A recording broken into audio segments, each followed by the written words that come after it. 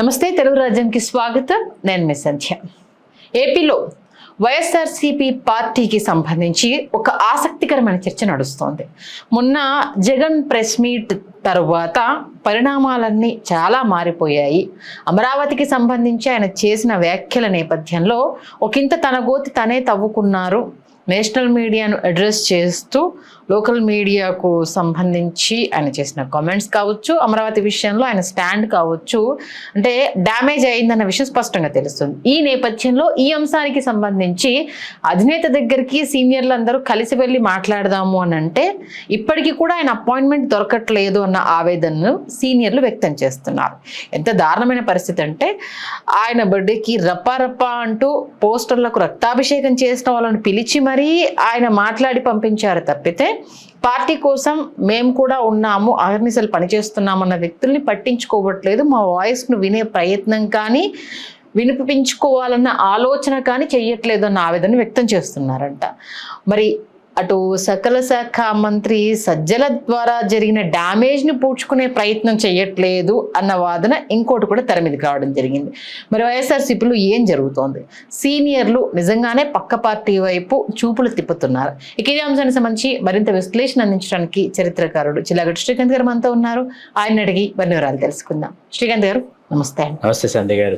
నిజంగా వారి ఆవేదన అనాలా, లేకపోతే ఇన్ని సంవత్సరాల రాజకీయ అనుభవం ఉండి పార్టీలో ప్రాధాన్యత లేకుండా ఇలా అసలు ఎటు వెళ్తున్నామో ఏం చేస్తున్నామో తెలియని పరిస్థితిలో ఉన్నారు అని బాధపడాలా? నిజంగానే సీనియర్లు అంత సఫర్ అవుతున్నారా? దీనికి సంబంధించి ముందుగా మీరు ఏమంటారు? అంటే ఇక్కడ మీరు ఇందాక ఒక మాట అన్నారు, పక్కదారి చూస్తున్నారా సీనియర్లు అంటే, ఇక్కడ మనం శ్రీకాకుళం నుంచి చిత్తూరు జిల్లా వరకు, ఇప్పుడు మదనపల్లి జిల్లా అయింది, అక్కడ దాకా మనం వస్తే ధర్మాన సోదరులు కావచ్చు, బొత్స సత్యనారాయణ గారు కావచ్చు, అట్లాగే అక్కడి నుంచి పెద్దిరెడ్డి రామచంద్రారెడ్డి గారి వరకు, మధ్యలో అంబటి రాంబాబు గారు, దాడిశెట్టి రాజా గారు, మన పేని నాని గారు, ఇట్లాగా జక్కంపూడి రాజా గారు, ఇట్లా చాలామంది, కురసాల కన్నబాబు గారు, అందరూ సీనియర్లే ఏది వైకాపాలో. వీళ్ళెవరు పక్క చూపులైతే చూడరు, చూడలేరు, ఇతర పార్టీలకు వెళ్ళేటటువంటి పరిస్థితి రాజకీయ సమీకరణాల దృష్ట్యా, సామాజిక సమీకరణాల దృష్ట్యా కుదరదు. ఇది మొదటి అంశం. కాసేపు దీన్ని పక్కన పెడితే వీళ్ళందరూ కలిసి జగన్మోహన్ రెడ్డి గారితో ఏం మాట్లాడాలనుకుంటున్నారు, లేకపోతే ఏం తెలియజెప్పాలనుకుంటున్నారు అని ఒకసారి మనం తరచి చూస్తే గత 5 సంవత్సరాలు, అంటే వాళ్ళ ప్రభుత్వం 5 సంవత్సరాల్లో జరిగిన తప్పులు కావచ్చు, వాటిని మళ్ళీ విశ్లేషించుకోవటం కావచ్చు, వాటిని బేరీ చేసుకోవటం కావచ్చు. అంటే జగన్మోహన్ రెడ్డి గారికి ఏంటంటే వెళ్ళి మనం 11 స్థానాలకు పరిమితం అయిపోయామని చెప్పి వీళ్ళు పదే పదే గుర్తు చేయటం జగన్మోహన్ రెడ్డి గారు స్వాగతించేటటువంటి పరిస్థితులు లేవు. ఓకే, ఆయనకున్న మానసిక పరిస్థితి దృష్ట్యా ఆయన ఏంటంటే దాన్ని రిసీవ్ చేసుకోవడానికి సిద్ధంగా లేరు. ఎందుకు సిద్ధంగా లేరు అని నేను స్ట్రెస్ చేసి మాటని, ఆయన రిసీవ్ చేసుకోలేరు అని ఎందుకు చెప్తున్నానంటే, మీకు 2024 ఎన్నికల అనంతరం ఫలితాలు వచ్చిన తర్వాత, ఆ రోజు వెలువడిన తర్వాత మీకు మరుసటి రోజు సాక్షి దినపత్రిక ఒకసారి మనం చూస్తే, సాక్షి దినపత్రికలో దేశంలో జరిగిన మిగతా ఎన్నికల అన్ని వివరాలు ఇచ్చి, ఆంధ్రప్రదేశ్లో జరిగినటువంటి ఎన్నికల వివరాలు ఏమాత్రం, అంటే నాకు ఇక్కడ అర్థం కాని విషయం ఏంటంటే, అంటే మీరు దినపత్రిక నడుపుతా ఉన్నారా, లేకపోతే మీ పార్టీ కరపత్రాన్ని నడుపుకుంటున్నారా? మీకే పూర్తి స్థాయిలో అది ఎప్పుడైతే దినపత్రిక స్వరూపాన్ని సంతరించుకుంటుందో, ఆ దినపత్రిక స్వరూపాన్ని సంతరించుకున్నప్పుడు ఏంటంటే ప్రజలు మిమ్మల్ని విశ్వసిస్తారు. మీరు ఎప్పుడైతే దానికి పూర్తి స్థాయిగా పార్టీ కరపత్రంగా దాన్ని మార్చేసిన తర్వాత, అంటే ఇక్కడ దీనికి ఆయన చెప్పే భాషం ఏముంటుందంటే, ఎల్లో మీడియా అంటూ ఒక ట్యాగ్ చేస్తూ ఉంటారు. నాకుంది ఒక్కటే, మీకు ఎన్ని ఉన్నాయో మీరు క్వశ్చన్ చేసుకోండి అంటూ ఆయన దీనికి లింక్ పెట్టేస్తారు. సంతోషం. ఇప్పుడు ఈనాడు, ఆంధ్రజ్యోతులను ఒకసారి మనం ఆ 2 దినపత్రికల్ని ఆయన ప్రత్యేకించి ప్రస్తావించేవాళ్ళు, ప్రింట్ మీడియాకి సంబంధించి. ఆ 2 దినపత్రికలను ఒకసారి మనం ప్రత్యేకించి ప్రస్తావించాల్సి వస్తే, 2004లో, ఆ తర్వాత 2009లో డాక్టర్ రాజశేఖర రెడ్డి గారు కాంగ్రెస్ పార్టీ అధికారంలోకి వచ్చినప్పుడు వాళ్ళ పతాక శీర్షికల్లో రాజశేఖర రెడ్డి గారు కాంగ్రెస్ పార్టీని అధికారంలోకి తీసుకొచ్చారని చెప్పి వాళ్ళు వార్తా కథనాలు వెలువరించిన సంగతి మనకు తెలుసు. వాళ్ళు ఆ తర్వాత చేసే పోరాటం చేస్తూ ఉంటారు. ఏది గోబెల్స్ అంటారు, ఆ ప్రచారం చేయటం, ఇంకోటి మరొకటి. మీరు కనీసం ఇన్ఫర్మేషన్ ఈజ్ ఇన్ఫర్మేషన్ ఆ ఇన్ఫర్మేషన్ ఫస్ట్ మీరు అంటే ఇచ్చేసేయాలి. మోరల్ ఎథిక్స్ ని వాళ్ళు ఫాలో అయ్యారు. ఇక్కడ ఆ మోరల్ ఎథిక్స్ మిస్ అవుతుంది. ఆ మిస్ అవడం వల్ల ఏమవుతుందంటే ఆ రాతలు కూడా మీకు ఎట్లా ఉంటాయంటే మీరు ఎంతసేపు ఎదుటి వాళ్ళ మీద పడి ఆడవడం లాగా ఉంటుందే తప్ప దాని మీద నిర్మాణాత్మకంగా మీరు యుద్ధం చేసేటటువంటి తత్వం అక్కడ కనిపించదు. దానివల్ల ఏమైపోయారంటే ప్రజల్లో పలిచిన అయిపోయారు. ఆ ప్రజల్లో పలిచిన అయిపోవటం వల్ల దాని యొక్క పర్యవసానాలు ఏవైతే ఉన్నాయో అవి 2024 ఎన్నికల్లో ప్రస్ఫుటంగా కనిపించాయి. ఇప్పుడు సరే ప్రస్తుతానికి వద్దాం కాసేపు. పార్టీకి సంబంధించి రకరకాల కమిటీలు, నిన్న కూడా 9 కమిటీలు, నాకు తెలిసి నిన్న 9 కమిటీలు ఏవో నిన్న అనౌన్స్ చేశారు జగన్మోహన్ రెడ్డి గారు. పార్టీకి సంబంధించిన వివిధ కమిటీలు, భీమవరం పార్లమెంటరీ కమిటీ, ఇట్లా ఒక 9 కమిటీస్ నిన్న అనౌన్స్ చేశారు. ఇక్కడ పార్టీ సంస్థాగతంగా వాళ్ళు దానిని పార్టీ సంస్థాగత నిర్మాణం అయితే తిరిగి దానికి పునరుజ్జీవనం కావచ్చు, పూర్వవైభవం కావచ్చు తీసుకురావడానికి వాళ్ళ వంతు ప్రయత్నాలు వాళ్ళు చేస్తున్నారు. ఇక్కడ పక్కదారి పడుతున్నారా, పక్క చూపులు చూస్తున్నారా పార్టీ నేతలు అంటే జగన్మోహన్ రెడ్డి గారి మనస్తత్వం ఏంటంటే మీకు 2014లో 69 మంది సుమారు శాసనసభ్యులు గెలిచి వచ్చి వైకాపాలో 69 ఓకే, వాళ్ళలో 23 మంది తెలుగుదేశం పార్టీ తీర్థం పుచ్చుకున్నా కూడా 23 స్థానాల్లో ఆయన మళ్ళీ ద్వితీయ శ్రేణి నాయకుల్లో నుంచి ఒక నాయకుడిని ఆయన తయారు చేసి వాళ్ళని మళ్ళీ 2019 ఎన్నికల గోదాలో దింపి, అంటే అంత మొండి వైఖరి ఉన్నటువంటి ఒక మనస్తత్వం కలిగినటువంటి ఒక నాయకుడు ఆయన. అంటే మొండివాడు రాజు కన్నా బలవంతుడని అటువంటి మనస్తత్వం, అటువంటి వైఖరి కలిగినటువంటి వ్యక్తి జగన్మోహన్ రెడ్డి గారు. ఇప్పుడేంటంటే ఆయన పోయేవాళ్ళు పోతే కొత్త వాళ్ళు వస్తారు, ఈ పాత తరం కానీ పాత రక్తం కానీ పోతే కొత్త రక్తం కొత్త నాయకులు పుట్టుకొస్తారు అనేటటువంటి మనస్తత్వం ఉన్నవాడు. ఆశావహులు ఎప్పుడైనా సరే ఎన్నికల ముందు సంధ్య గారు ఇక్కడ ఏమవుతుందంటే అది ఏ రాజకీయ పార్టీ అయినా కావచ్చు, రేపు జనసేన స్థానాలు పెంచుకుని కూటమిలోనే కూటమిలోనే ఉంటుందని కళ్యాణ్ గారు కూడా చెప్తున్నారు. 15 సంవత్సరాలు మనం కూటమిలోనే మనం ప్రయాణం కొనసాగిస్తామని ఆయన చెప్తున్న నేపథ్యంలో ఏంటంటే వాళ్ళ స్థానాలు వాళ్ళు పెంచుకున్నా, లేకపోతే భాజపా తన స్థానాలను పెంచుకున్నా, మీకు అక్కడ ఏంటంటే కొత్త ఆశావాహులు ఇప్పుడు పుట్టుకొస్తారు. ఇక్కడ 30 స్థానాలకి జనసేన ఎగబాకిందని అనుకుందాం ఉదాహరణకి, అంటే 175 ఉంటాయి నియోజకవర్గాలు, అప్పుడు ఇప్పుడే పెరగవు. 2029 ఎన్నికలకైతే పెరగవు. 175లో 30 స్థానాలకు జనసేన ఎగబాకింది, 21 నుంచి 30కి వెళ్ళింది అనుకున్నా, మీకు 175 స్థానాల్లో ఆశావాహులు ఉంటారు. అవును, 175 స్థానాల్లో ఆశావాహులు. ఈ స్థానం ఏమైనా మనం పొత్తులో భాగంగా సంపాదించుతామేమో, మనకు అవకాశం వస్తుందేమో అని 175 స్థానాల్లో మీకు ఆశావాహులు ఉంటారు. ఎవరి ఆశ ఇక్కడ ప్రయత్నం అనేది ఎక్కడ ఎలా ఫలిస్తుందో తెలియదు కాబట్టి ఆల్మోస్ట్ ఆల్ నేతలు కూడా సరే అది కూటమిలో వెళ్ళిపోతుందా, మనమే నిల్చుంటామా అన్న సందిగ్ధం అనేది పొత్తులో భాగంగా ఎవరు ఏ స్థానాన్ని అడుగుతారో తెలియదు కాబట్టి ఆయా పార్టీలు దానికి సంబంధించిన ఒక సభ్యుడిని అయితే వాళ్ళు కంపల్సరీ క్రియేట్ చేసుకొని రెడీ చేసుకొని అయితే ఉంటారు. కాబట్టి ఇక్కడ ఇవాళకి వైకాపాకు ఉన్నటువంటి బలం ఏదైతే ఉందో ఆ బలం ఏంటంటే 40% ఆఫ్ ఓటింగ్. 2024 ఎన్నికల్లో వాళ్ళు 11 స్థానాలకు పరిమితం అయి ఉండొచ్చు, కానీ 40% ఓటింగ్ శాతం అనేది 40% ఓటింగ్ ప్యాటర్న్ ఏదైతే ఉందో అది చాలా కీలకమైనటువంటి విషయం. దాన్ని మనం ఎట్టి పరిస్థితుల్లో కొట్టి పారేయలేము. వాళ్ళు పదే కొంత నిలబడ్డానికైనా ఇప్పటికీ జగన్మోహన్ రెడ్డి అంత బలంగా తన వాయిస్ వినిపించడానికైనా వన్ ఆఫ్ ద రీజన్ అదే అని చెప్పాలి. అంటే అది ప్రతిసారి డాక్టర్ వైఎస్ రాజశేఖర రెడ్డి గారి ఫోటో పెట్టుకున్నా, లేకపోతే డాక్టర్ వైఎస్ రాజశేఖర రెడ్డి గారి సిద్ధాంతాలు కావచ్చు, భావజాలం కావచ్చు, ఆయన సిద్ధాంతాలు భావజాలాలు పూర్తి స్థాయిలో జగన్మోహన్ రెడ్డి గారు అనుసరించి ఉండుంటే మొన్న అటువంటి ఫలితం అయితే వచ్చి ఉండేది కదా. ఆయన ఆ విధంగా ప్రవర్తించి ఉండేవాడు కాదు. ఎందుకంటే ప్రజల్లోకి రాకుండా, మాధ్యమాల్లోకి రాకుండా, ప్రెస్ మీట్లు నిర్వహించకుండా, ప్రశ్న అసలు ఫేస్ చేయకుండా, ప్రతి సమస్యని ప్రతి ప్రశ్నని మీడియా నుంచి వస్తున్న వాటికి రామకృష్ణారెడ్డి గారిని ఆన్సర్ చేయమని చెప్పి అట్లాంటి పరిస్థితులు అయితే రాజశేఖర రెడ్డి గారు ఆ విధంగా అయితే ఓకే. ఎందుకంటే బాగా గుర్తున్నంతలో సమతా బ్లాక్ డాక్టర్ రాజశేఖర రెడ్డి గారు ముఖ్యమంత్రిగా ఉన్న సమయంలో మన అప్పుడు ఉమ్మడి ఆంధ్రప్రదేశ్ కదా, ఈ సెక్రటేరియట్లో సమతా బ్లాక్ చీఫ్ మినిస్టర్స్ బ్లాక్. మీకు ఉదయాన్నే లకడీకాపూల్లో బస్ దిగేసి పులివెందుల నియోజకవర్గం సొంత నియోజకవర్గం కదా, వాళ్ళు వచ్చేసి అక్కడ ఉన్నటువంటి ఏదో ఒక హోటల్లో బస చేసి ఫ్రెష్ అయ్యి టిఫిన్ చేసి అక్కడి నుంచి వాకబుల్ కదా మాట్లాడుకుంటూ నడుచుకుంటూ సెక్రటేరియట్లోకి వెళ్ళిపోయి ముఖ్యమంత్రి గారు సమతా బ్లాక్కి వెళ్ళిపోయి ఏదో టైంలో ముఖ్యమంత్రి ఏంటి మీరు ఎలా వచ్చారని అడిగేవారంట. అంటే లేదు ఒకసారి చూడాలనిపించింది వచ్చేసేవాడిని అంతే కదా, పని ఏం లేదు కదా అనేవారంట. ఏదైనా పని ఉందా నాకు చెప్పకపోతే సూర్యుడు ఉండేవారు, సూర్యుడికి చెప్పండి అని ఉన్నా, నాకు చెప్పడానికి మీకు ఏమైనా మొహమాట అనిపిస్తే సూర్యుడికి చెప్పండి అంటే లేదు చూడాలనిపించి వచ్చేమో అని చెప్పేసి ఫోటో దిగేసి, అంటే యాక్సెస్ ఈ యాక్సెస్ జగన్మోహన్ రెడ్డి గారి దగ్గర మిస్ అయ్యింది. అంటే సరే ముఖ్యమంత్రిగా ఉన్నప్పుడు ఆయన కొన్ని నిబంధనలు ఆయన విధించుకొని ఆయన తాడేపల్లిలోని హౌస్లో ఆయన తనను తాను ఆయన అక్కడే పరిమితం చేసుకున్నారు.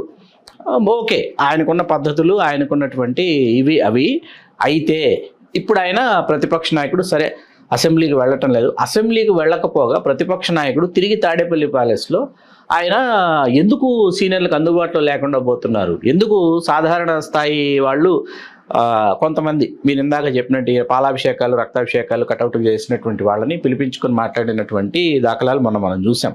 వాళ్ళకి మాత్రం ఆయన దర్శనం ఇచ్చి మిగతా వాళ్ళకి ఎందుకు దర్శనం ఇవ్వలేకపోతున్నారు అంటే వాళ్ళు ఏంటంటే పదే వచ్చి ఈ ఓటమిని గుర్తు చేస్తారు. ఓకే, ఈ ఓటమిని అంగీకరించాలి. ఇలా కాకుండా ఇంకోటి వినిపిస్తున్న వాదన ఏంటంటే ఓడిపోయిన వాళ్ళతోటి ఎందుకు వీళ్ళకి బలం లేదు, వీళ్ళని ఎంటర్టైన్ చేయడం కూడా కరెక్ట్ కాదు వాదన కూడా తెర మీద తీసుకొస్తారు. Very good question. ఇది ఎంత హాస్యాస్పదమైనటువంటి అంశం అంటే ఇప్పుడు ఇక్కడ ఓడిపోయిన వారు అంటే మొన్నటి కూటమి కట్టినటువంటి తీరు కావచ్చు, మిగతా సామాజిక వర్గాలన్నీ ఏకమవటం కావచ్చు, ఈయన నా ఎస్సీ నా ఎస్టీ నా బీసీ నా మైనారిటీ అన్నాడో వాళ్లతో సహా సొంత సామాజిక వర్గం కూడా జగన్మోహన్ రెడ్డి గారికి చెయ్యనటువంటి ఎన్నిక ఇది. ఎందుకంటే ఉమ్మడి కడప జిల్లాలో అంత ఘోరాతి ఘోరంగా వైకాపా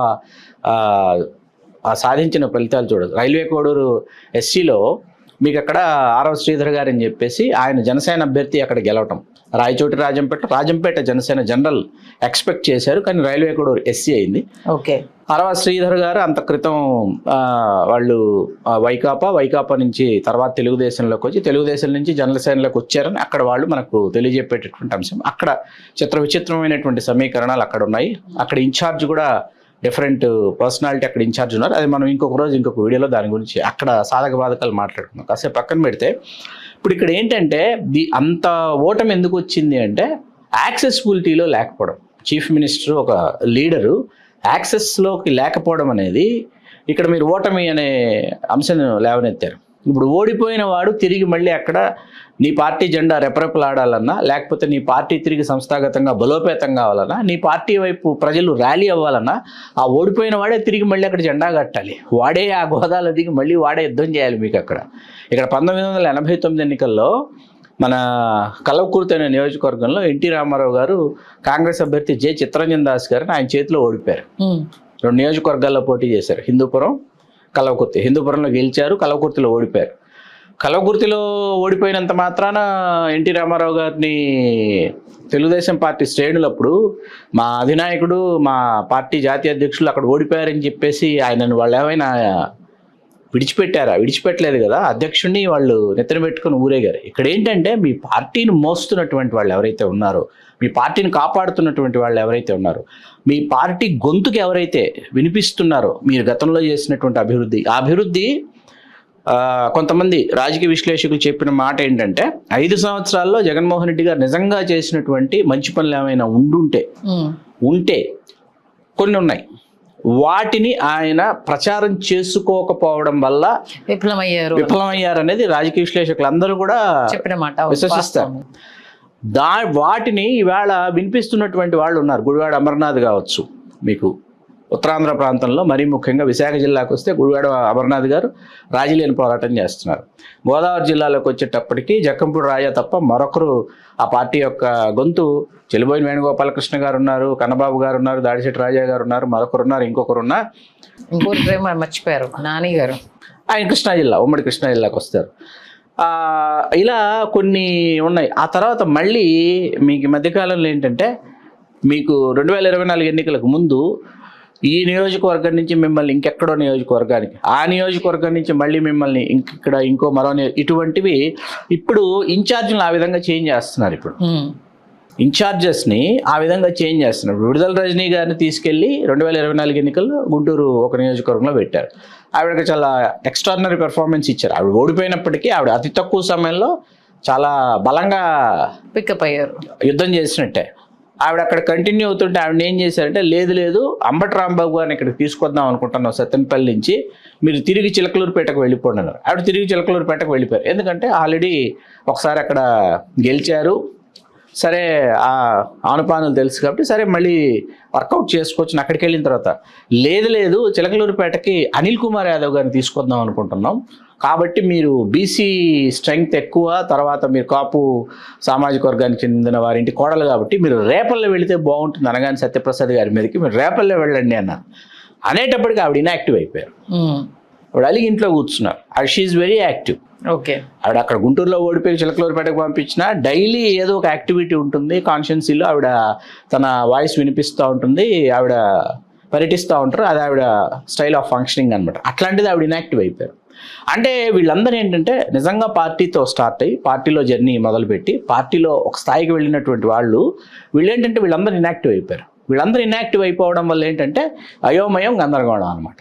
అది ప్రస్తుత పరిస్థితి. ఇప్పుడు అన్నిటికీ సజ్జల రామకృష్ణారెడ్డి గారే నెక్స్ట్ అడగబోతున్నా మందు వేస్తారు అని అనుకుంటే మరి కడపలో అటువంటి ఫలితాలు రాకూడదు. సజ్జల రామకృష్ణారెడ్డి గారు అంత గొప్ప రాజకీయ చాణక్యుడు, అంత గొప్ప రాజకోవిదుడు, రాజనీతిజ్ఞుడు అయితే అటువంటి ఫలితాలు అక్కడ రావు. అసలు 11 స్థానాలకి పరిమితం కాదు పార్టీ. ఖచ్చితంగా కొన్ని ప్రభావవంతమైనటువంటి స్థానాలని తన ప్రభావాన్ని చూపించాలి. అది చూపించలేదు కదా.